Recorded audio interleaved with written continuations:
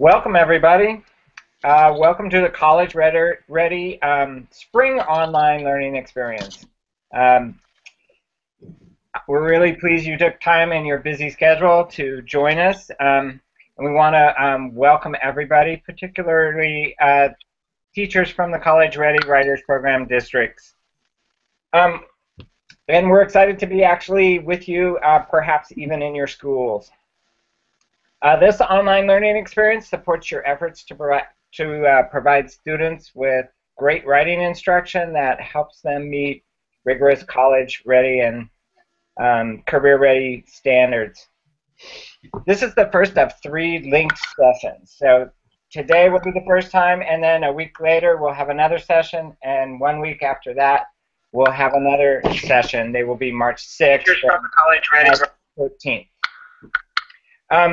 And they will also be at this time. Today's session is going to be led by Beth Rimer from the Ohio Writing Project. You can wave, Beth. And Linda Denstaedt from the Oakland Writing Project, which is in Michigan. You can wave, Linda. And both Beth and Linda are on the College Ready Writers Program leadership team. Joy Alberts will also be hosting the session today, and she is from the National Writing Project. My name's Tom Fox, and I'll be in the chat role today, and we really encourage all of you to participate in the chat role. It's the best way that we can make these kinds of sessions interactive, and a chance for you to ask questions or make comments or do some of the work of the session. So we really encourage you to participate in that. And at this point, then, I'm going to turn it over to Beth Reimer to get us started. Thanks, Tom. You're welcome. And welcome, everybody. Thanks for joining us. So whether you're here live with us in this moment or whether you're joining us virtually, a couple weeks later, we're excited to be working with you. And I'm Beth Rimer, and along with Linda Denstaedt, we'll be taking with you a short journey into argument here in our mini OLE, or the online learning experience, if you're not sure what OLE means, which is what I wasn't sure of when I first heard it. So the title of our OLE is Creating Habits of Writing, Doing, and Teaching Writing. And that title gives us a really good frame for our time together. And that's a great place to start, right? So the focus of our 3 sessions together is on creating the writing habits, like the kinds of things that writers do on a regular basis, with a specific focus in these 3 times together on what those habits might look like when we teach argument in our classroom. And we say might because we'll be sharing some activities that are possibilities, but there's lots and lots of ways to get to these habits. So the words in our title of writing and doing are probably key to understanding our time together. So we'll be using a writer's notebook together. So if you don't have some paper right now or your writer's notebook, grab that, share, pass it around, ask your neighbor for some paper, just like it was 7th grade. And because we're going to use a writer's notebook for all the things that writer's notebooks are used for. The way that writers collect thoughts in writers' notebooks, the way we save ideas across time in writers' notebooks, the way we use writers' notebooks to refine thinking or to show growth. So always have that writer's notebook with you. We'll use it throughout for ourselves and as a model of what our students might do. In this hour and in every hour, we'll try a few strategies. And there are a few. We just want to try them on. They're in no way the only strategies or the only things we could do, but again, the way to get to habits. There are other resources, which is really cool about this OLE, that are on the Google site. So there's audios, and there's links to other activities, and there's other things that we'll keep adding that will keep this going. Finally, because it's an OLE, Linda and I might be here on the Google chat, but we're only part of the experience. You And what you write in your writer's notebook in these moments, and what you share at your site in your discussion after, and what you try in your classroom, and what you post in the chat roll, and what you post on our blog later, all of those pieces bring the experience together. So thanks in advance for all of that work and sharing you'll do. So today specifically, we are going to focus on the habit of creating voice and reading the world, and what it might look like when we just dip our toe into that kind of work and help students surround themselves with their own arguments and with arguments in the world. So, because it's the writing project, we should get started writing. So grab your pen and your notebook, and we'll get writing.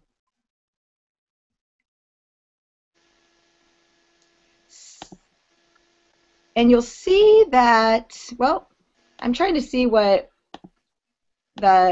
screen you have. Okay, there we go. All right, so we'll get writing, and then after we get writing a little bit, we'll refine our thoughts, and then we'll do some talking, right? So the first thing that we want to talk about is the idea that the writing that we do doesn't have to be all brand new. We can leverage the kinds of things that might already be happening in our classrooms and might already be happening in our writers' notebooks. We can just twist them a little bit to make them argument. So for example, lots of us use something like a writing territories, like Nancy Atwell talks about, or topics I can write about list. And you can start right there, right? With your class, you might have brainstormed a bunch of topics: people, places, passions, fears, obsessions, books, movies, anything that you could talk about or you could write about, and you have that in your notebook. Lots of times we use those for narratives, but we could also use them for argument. And you'll see on your screen, that's just a page from a 14-year-old writer who, that's her topic list, and you can see she has a little N next to topics that she thinks she has a narrative or a story around, and a little A next to ones that she might have an argument in. So she could find lots of arguments. But we don't have enough time to make a whole writing territories list, so we're going to try something different.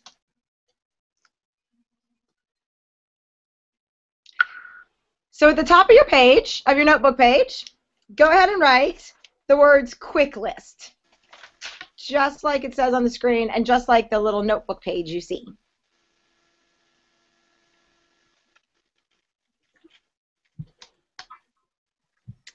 And then after quick list, go ahead and jot the numbers 1 through 10 down in your notebook. No need to skip lines, just write 1 through 10.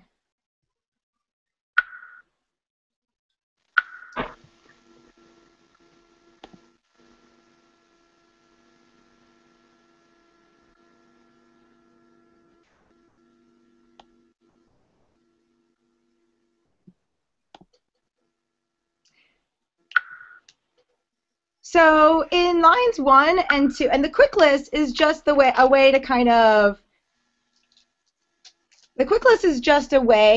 to get a bunch of possibilities down on the page in a really quick way, and a non-threatening, non-intimidating kind of way.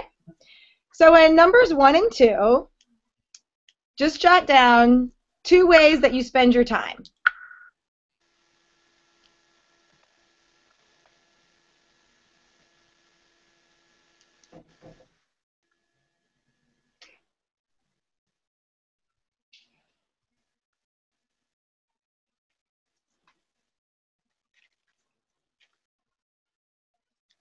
In numbers 3 and 4,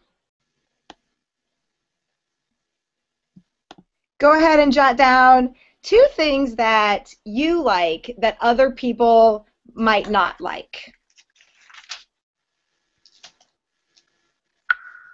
For example, my 11-year-old daughter wrote down sewing and Brussels sprouts. Because, you know, lots of people don't like that, but she does.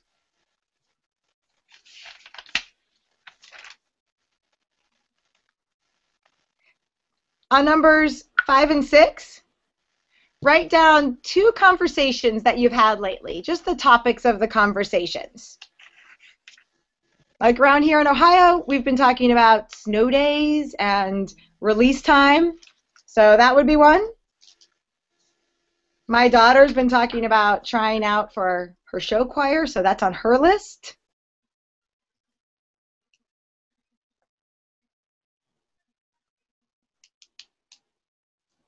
In numbers 7 and 8, write down 2 TV shows or books that you are watching or reading.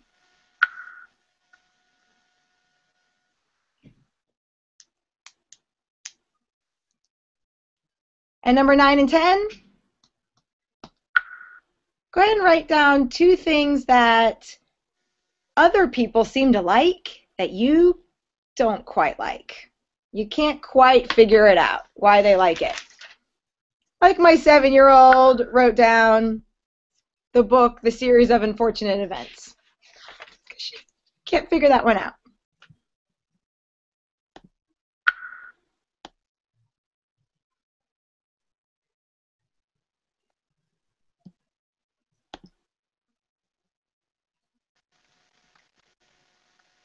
And then I like to add a number 11, just as extra. So one more 11. And that's just something else that's on your mind. Maybe it was an NPR moment from this morning. Maybe it's a dinner conversation you've been having.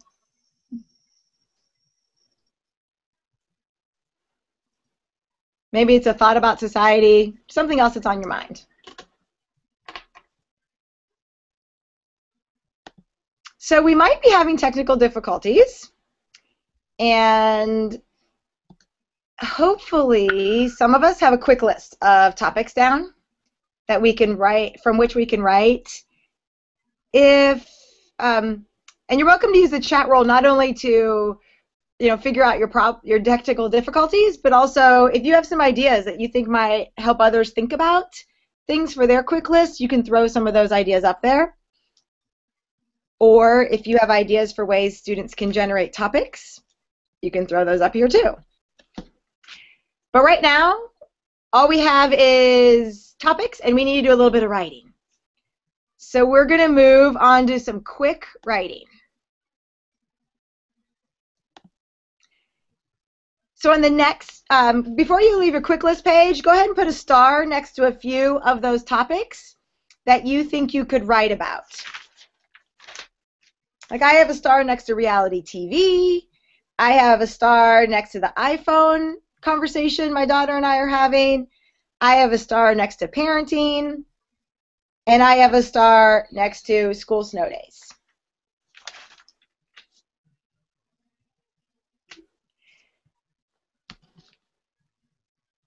And now we're going to do something called writing sprints. Lots of us are familiar with writing marathons, where you're writing for a really long time. But writing sprints have a lot to do with the training you have to do for writing marathon. So when you train for a marathon, you can't only run long. Sometimes you have to run short and fast. And so when you run short and fast, you're just building up stamina and fluency. So writing sprints is something that's related to build up stamina and fluency. So we're going to try that. Don't start yet, because I have my timer here, and I have to time you on your writing sprints. So go ahead and get one topic to write about, and write it at the top of your notebook page, because that's your topic you're going to write about here.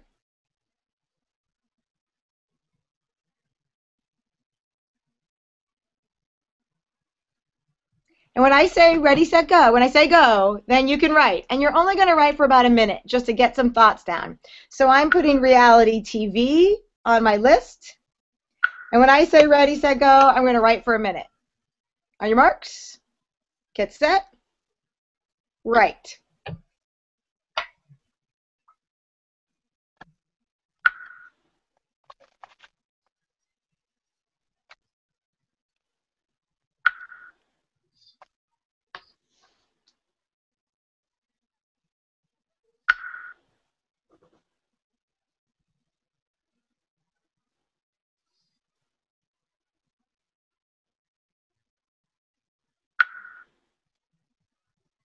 Okay, ready, set, go. I'm going to write for a minute.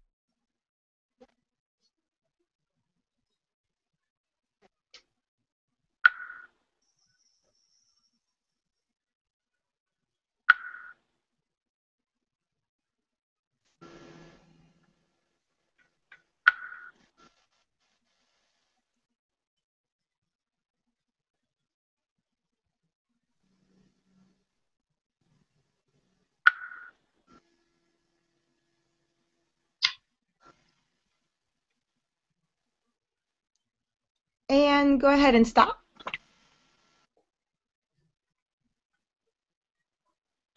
So if you have if you didn't get to finish your whole thought, that's okay. Skip a few lines and then find another topic from your list that you could say something about. And a different topic, so go ahead and put that down. So for example, I'm going to go ahead and write down the iPhone. So whether or not I need to buy that for my daughter. On your marks, get set, write.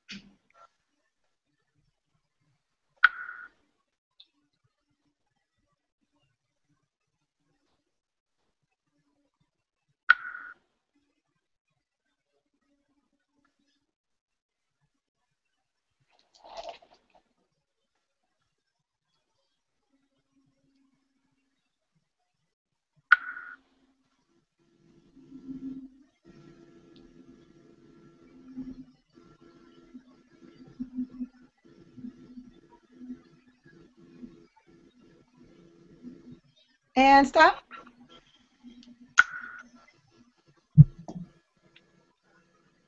If you're not finished with that thought, just skip a few lines. And then you'll do another topic, and then you'll do another topic.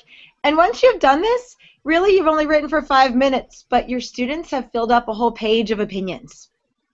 And they're just starts, but that's okay, right? As long as I've started an idea, I'm starting to surround myself with some opinions. And I start to flesh out the ones that I realize I have something to say, and I start to realize that some things I run out of topics in a minute, and I have nothing else to say. So I found out the ones that have some substance and the ones that don't really last. So that's one way that we can get started. And of course we didn't go all the way through it. Of course we didn't write for 5 of the topics or get to share the ideas so we could bounce things off each other. But hopefully in your small groups you'll be able to do that. Either write through your writing territories or a quick list or any of the other ways you've been sharing, just to surround students with some arguments. And so Linda's going to share another idea with us now. So really connected to and then extending out into the world of reading and reading the world, we're going to actually try an activity called Arguments at a Glance. At the heart of this argument is the idea that we want our students to see themselves as observers of the world, and that there are texts that they're going to encounter every day in their lives that they already have opinions about. But having opinions and making arguments about things happens to us sometimes so quickly we don't even pay attention. So the activity invites students to do 2 things. One, to actually test to see that if that theory is true, that they actually are automatic opinion makers, and they'll find that they are. So we're going to actually test that theory today when we try this activity. So the activity actually is a PowerPoint. We included in the PowerPoint are texts of all kinds. So there's ads and there's headlines and there's little bits of articles and there's little bits of video. We're going to just try this with a couple of the text just to get a sense of it today. And another important piece of this is that we're stretching students just a little bit more than what we were doing with the quick lists and quick writes. We're trying to get them to be more involved in critical thinking because they're reacting to texts that exist in the world, to ideas that exist in the world.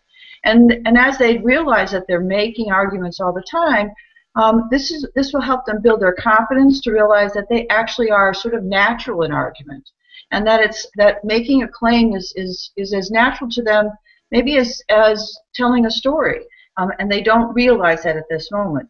So if you would get a clean sheet of paper, because we're going to do the same thing. We're going to just try this activity out. There is a PowerPoint that will be left as a resource, which is a sample, really. But we're just going to try just a couple, and then we'll slide through and take a look at the PowerPoint. So there. So if you put at the top of the page, making arguments at a glance, or claims at a glance, and are we ready to go? Oh, darn it. I'll fix it. Okay. So this gives you a pause to be ever ready. Back. So as you do this, take a look at the text and make and write down your first thought. And that first thought might actually be a claim, a belief, a statement, a way you see the text, how you react to it. And you may want to write a sentence or two to get yourself to a claim. So here we are. Here's our first one. If that's hard for you to read, I'm going to read it to you. So this is a sign just along the road. And it says, put your face in a book. And then underneath it, it says, celebrate National Library Week. Take a moment. Form an argument at a glance. And in case they can't see it, Linda, the lettering is white, and there's a big blue rectangle around it, which is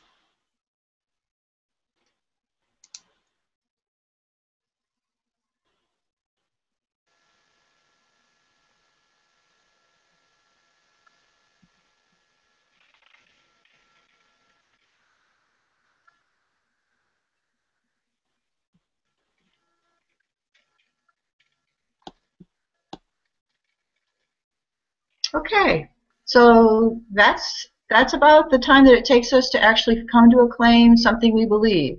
Now let's try another one. So here's another slide. This came right out of the news just a couple days ago, and I can't read it. So if there's people who, can you read it, Beth? Yeah, it says the Animal Rescue League in Burke County, Pennsylvania has a Book Buddies program for children in grades 1 through 8. The children read to cats that are available for adoption. Yahoo News 2/22/14. And there's an image of a cat next to a little kid, and the book says dogs can't read.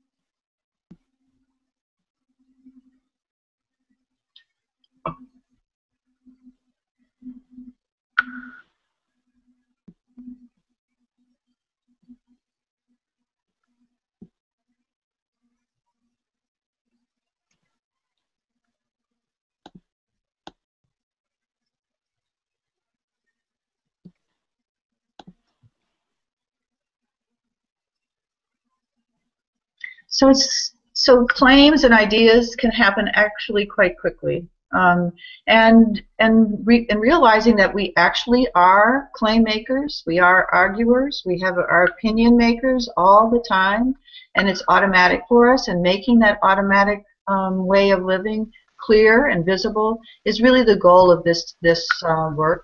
If you, Joy, you want to slide through the other slides, and I'll just tell people, those who can see them, you can take a quick look. For the others, here's a headline, which is really about a very ordinary thing. The fact that in Europe they have refrigerators that have glass doors now. And so glass is the new stainless, at least in Europe, is the headline. And Joy, you want to move to the next one? The next one is an article about, and the title is Your Doctor on a Drugs Maker's Payroll? And it's a very short excerpt. And so that's another kind of text that you might use. And the last one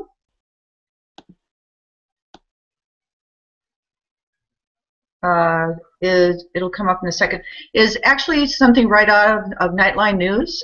It's an article about young women who have babies that are raised actually in jail, and there's a short little video with it. So there's a text that goes with it, and there's a video that goes with it, and so you can just go looking in the news, on the roadside, you know, in ads on TV and ads in newspapers for these kinds of things that can go from simple to complex.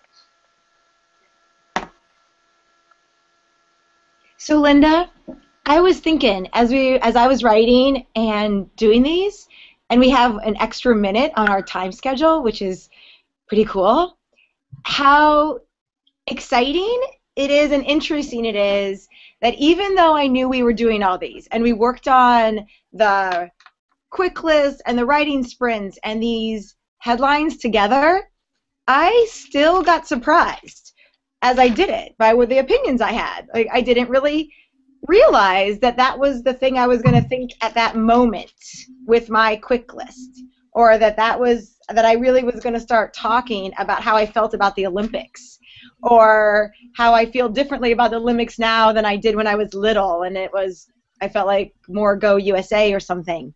And how looking at the claims, I thought of something I didn't know. So that reminds us that we can keep coming back to these things. They're not one and done, right? Right. They're things that we could do once a week. We could make a claim once a week kind of thing. Or just the students could help gather them, things that made them think that sometimes we do one and done, but maybe they're not. No. Actually, I have teachers who collect articles, and students every day bring an article in that they think they have an opinion about. As they were reading, they saw it, and some students bring them in on their phones because that's where they actually read their news. And so having students realize that you can collect and that you are this opinion maker just sort of gets the muscles going. It's sort of like writing sprints, yes. You know, yeah. Build that muscle of argument maker, right? Right, and the idea that that this kind of quick practice is actually kind of layering and getting students ready for the harder stuff we're going to have them do later, right? Where right. They might read something and that there's multiple opinions and they're going to be making their own kinds of claims based on what they see, but it's not one right answer, that there's multiple perspectives. And this kind of work lets them see that there's lots of opinions in the world, which is pretty cool. Yes, and actually it moves them away from the topic list. You know, it's like I really have opinions about lots of things in the world, and maybe that's a surprise for some people, because it happens so quickly and it goes away that we don't really pay attention. Yeah, and you know the other piece is that the students own it, right? Yeah. All we have to do as a teacher is get them to pick up their pencil and do it in their notebook and get it as a habit, or show them an image and a headline and get them into the news. And I don't have to sit down and come up with 10 great topics that everybody's going to care about. Because that's exhausting. But the students are owning all this, which is great. If they can do the reading and the writing and the talking, and they're the ones doing the learning, that's what I want. And ownership's important. Yeah.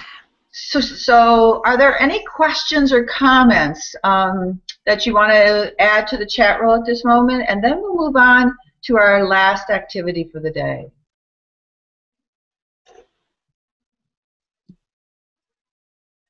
So let's just take a pause here, give you a couple moments.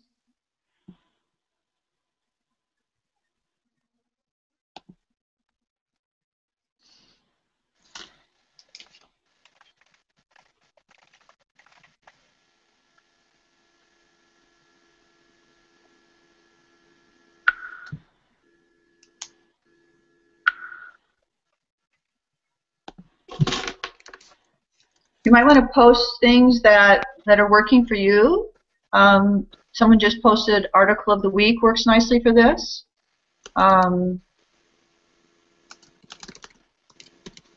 Yeah, I saw that, and the hope is that this Google site is interactive and that you can really use it.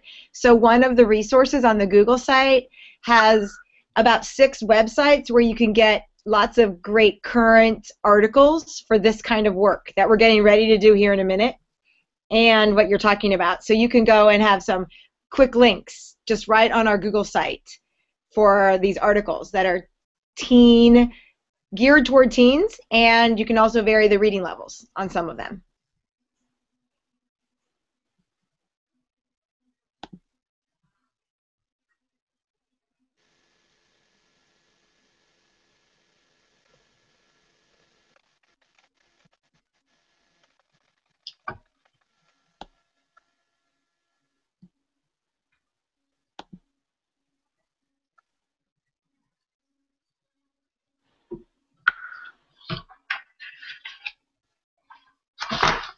So I think we're good. I think we can move on to the next one. Yep. So our next activity today that we're going to try out is moving us to more critical reading, more critical thinking, and not actually quite so, not pushing for quick response, but reading, pausing, and writing about things that seem interesting and important. So we're going to do an activity called Stop and Jot. So if you have a copy of Disruptions, More Connected Yet More Alone, out of the New York Times, the article, we send it out to have people copy it, so hopefully you have a copy. If not, just grab something, open a book to any page. It will do the same work. And so I will give you a moment to get your reading out, and then we'll get started with a strategy called Stop and Jot.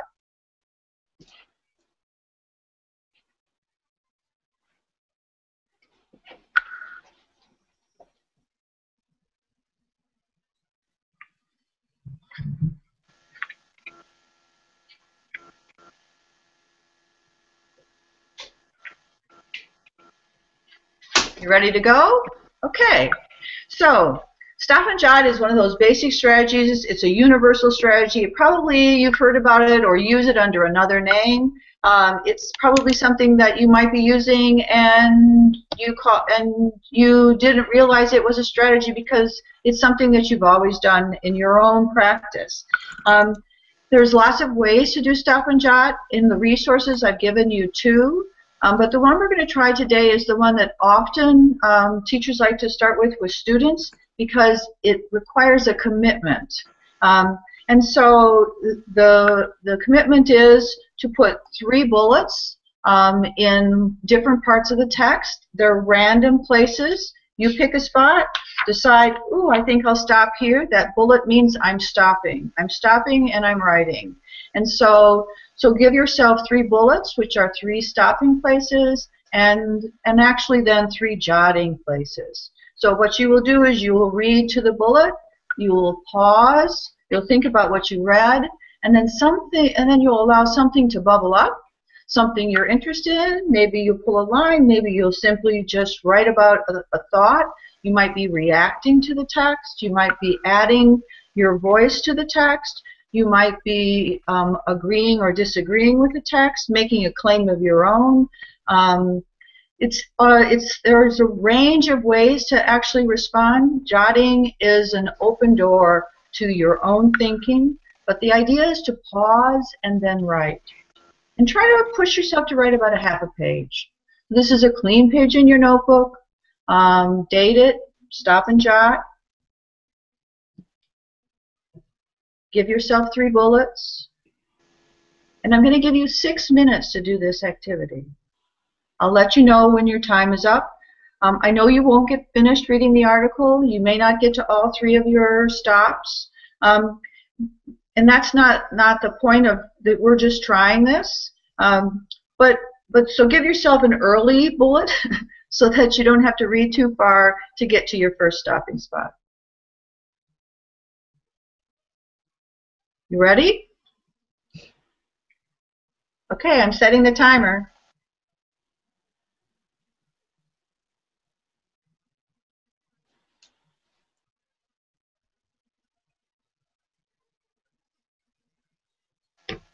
I'm writing 2.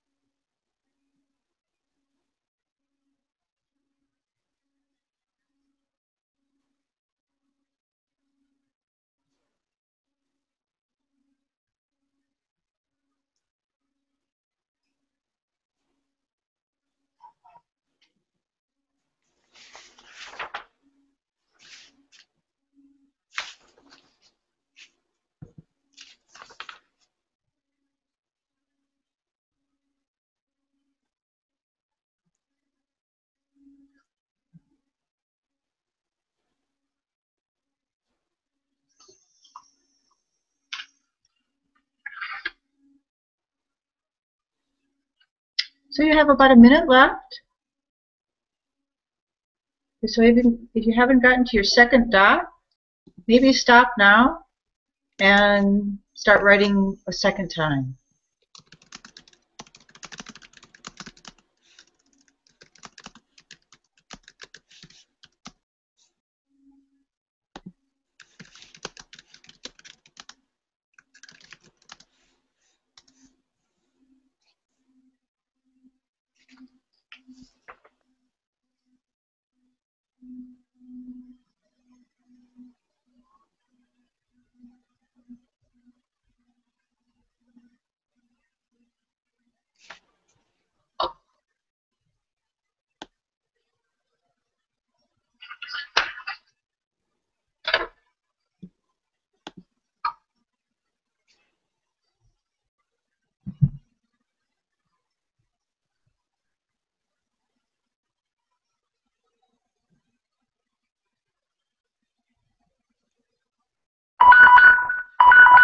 And that's time.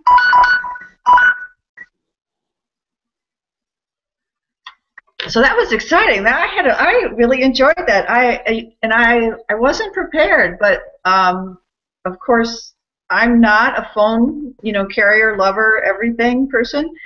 But I learned new vocabulary that was exciting for me. The instant documentation, I really hadn't thought of that. And the fact that there's language around these ideas that now I can use to argue with my sons about them when I tell them to put their phone away at dinner. So that was great. I love that activity. And I love that activity anyway, but I really loved it even more today. I liked it too, Linda, in that it going back to the thing that about how you surprise yourself when you're writing about a text, and that idea that, like, for me, I found myself being able to argue and start to work out something on my own. Like, I'm one of those parents that I thought I was a bad parent because I never had my videotape. I never had my phone with me to videotape anything. And so I always kept saying, well, I'm really enjoying the moment. And this is letting me, I don't know, it might just be an excuse. But it's letting me work out my own opinion because I'm not sure about it. And that's the same thing that it does for students. Because again, this is a start. These are not. These are helping them understand that they can have opinions, that they can actually probably generate writing for quite a bit of time, simply by responding and reacting. That they can start building their claims, and they will surprise themselves, just like we surprise themselves. And they'll pick up language, just like I picked up language that I really didn't use when I talked about this subject. So this is the end of the strategy work that we're going to do today. This is the last strategy, but there are lots of other strategies that are in the resources. I know that there are some people who are actually adding things to the chat roll, things that they're doing. Linda, you know what? I think, looking at the time, we might have time to loop just a little bit. Oh, yes. Let's loop. Yeah, let's do it. All right. So loop is another activity that you can add on to something like this to extend it.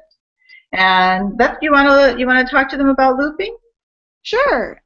So looping is a strategy that Peter Elbow talks about a lot, and it's kind of where you get to go back to an idea, and you're being the generative part of the writing yourself. So go ahead and go back to something that you just wrote in your stop and jot.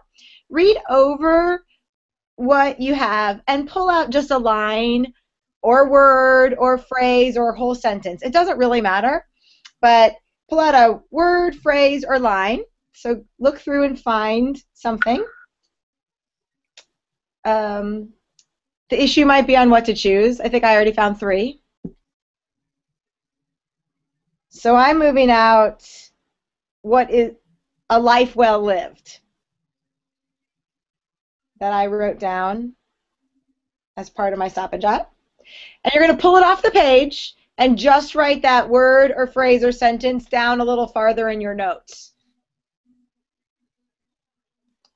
So now we want you to write just from that phrase. So rather than continuing on with my stop and jot, I'm going to go ahead and write just from that phrase, a life well lived, refining it, thinking about it a little bit more. What does that mean?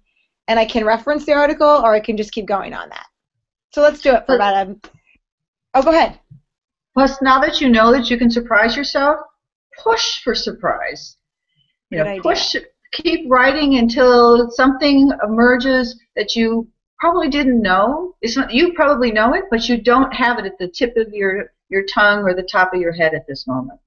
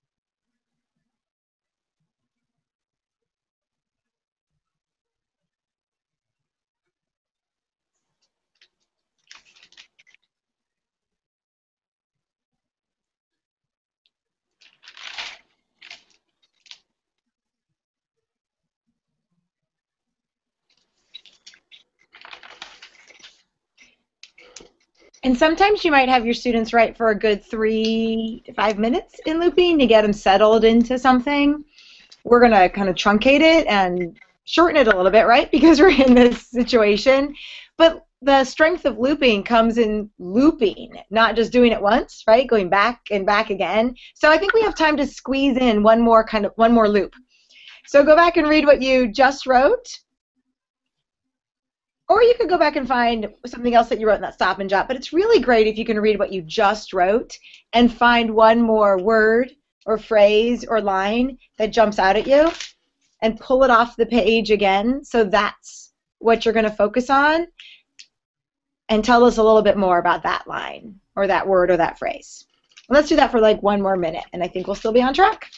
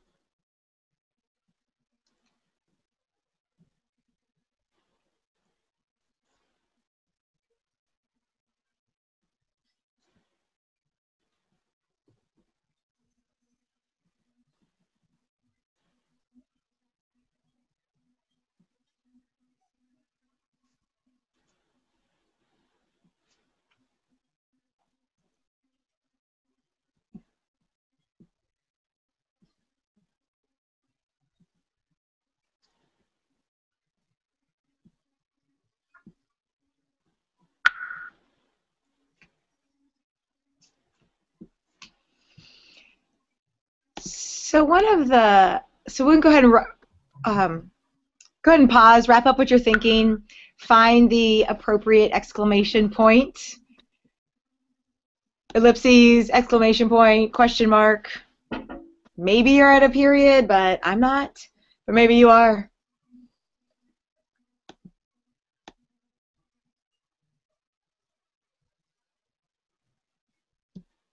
And so looping is an additional strategy, right, that helps students focus or go in another direction or push back on themselves or surprise themselves.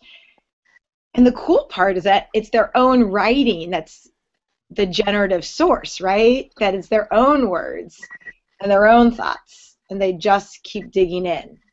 And we'll probably come back to that strategy, which is what makes any strategy great. So we have just a few minutes, I think, to break down how these strategies are, again, they were examples of things that we might do to build habits that we want students as writers to do anytime, but especially in this OLA about argument. Linda, do you want to jump in there about those habits? Yes. So when you think about a strategy, strategies, as Beth has been saying, they become habits by repeating, by doing them again and again. And these are universal strategies that can be used over many activities. And what we're hoping for is that students build a repertoire of strategies. So if quick lists and quick writing doesn't work, then possibly looping will work for them. And the other goal is that they're pushing for deeper thinking, more critical reading, more critical thinking, more understanding about what they believe. And that's understanding actually takes time to develop. And that's why one of the reasons I like looping. I love looping because it seems like by the time I get to the third loop, then I'm into territory that's way more thoughtful than where I started.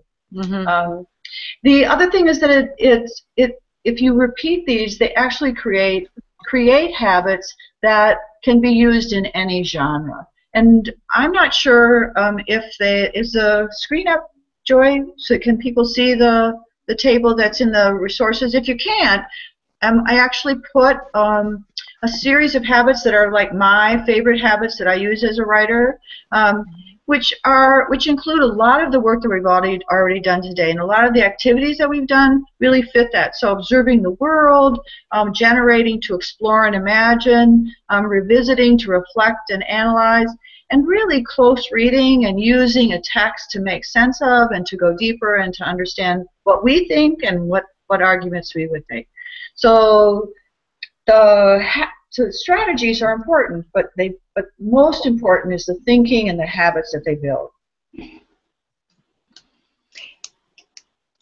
And we would love for us to keep thinking about them, right? We're going to learn together with these habits and practice these habits. So jumping off on what Linda said, I guess what she did actually is leave us with an invitation of practicing these habits with our students. And so we invite you to practice any of these strategies or the ones that you worked on, that you mentioned in the chat roll, or others, as ways to kind of develop some of those habits of fluency and stamina and getting students into their own words and their own opinions, but also speaking back to what they read in the world. So that leads us to the next time, where we're going to think about refining our responses and refining the way we look at the world and how we might respond to the world. So we'll be doing strategies around that. But we can't leave yet, so we have a few more things we have to do, right? So one of them is that we're going to remind you that all of this work is archived. Our discussion, your chat roll discussion, resources, a lot of the resources you mentioned are on that resource link page, so you can find some other things that, and we should do one more piece of writing. So let's pick up our pencil one more time. And two things that Linda and I are going to ask you to think about as we end this hour together. One of them, since we're talking about argument, let's go ahead and make a claim for ourselves about argument writing. Right in this moment, what's a claim that we're thinking about argument writing? Maybe it's something that we know and we really believe because of our work that we've done with writing ourselves or with our students. Or maybe it's just a big idea that we're thinking about, like, we can surround students in accessible ways with argument. So some kind of claim that you're thinking about argument right now. And a takeaway for yourself. And that takeaway could be an actual activity that you imagine, I can do this tomorrow, or I'm going to try this for myself as a writer or with my students or in whatever manner. Or maybe it's a big idea that you're taking away that you want to process and think about and put some words to for your own work and your own writing. Linda, is there anything else you want to add there? Well, I think what I would love to add is I hope that you enjoyed this writing as much as I did. I'm sure, and Beth, as she talks about it as well. And take this into your classroom. I invite you to take this work into your classroom and try it with your students. I'd love to hear what happens, and when we come back together in a week, I would love to see some of the things that you have tried. And so before you leave, since you've jotted those takeaways down and those claims, stick them in the chat roll so we can all see. So write those in the chat roll, and that way we can start to process some of those group ideas. I'm not sure. We never talked about how to end this. Tom? Joy? Well, we were going to invite them to come back next week, right? Yeah, okay. So is it there? I didn't know if it was there, the times exactly. There we go.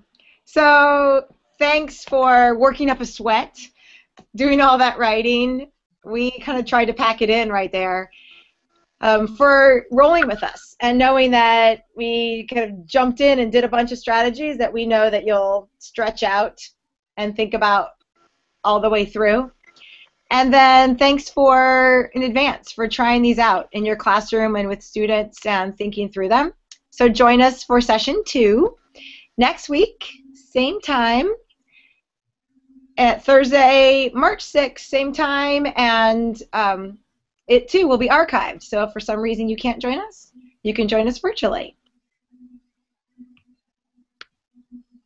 Thanks, everybody. Thanks. Thanks for joining.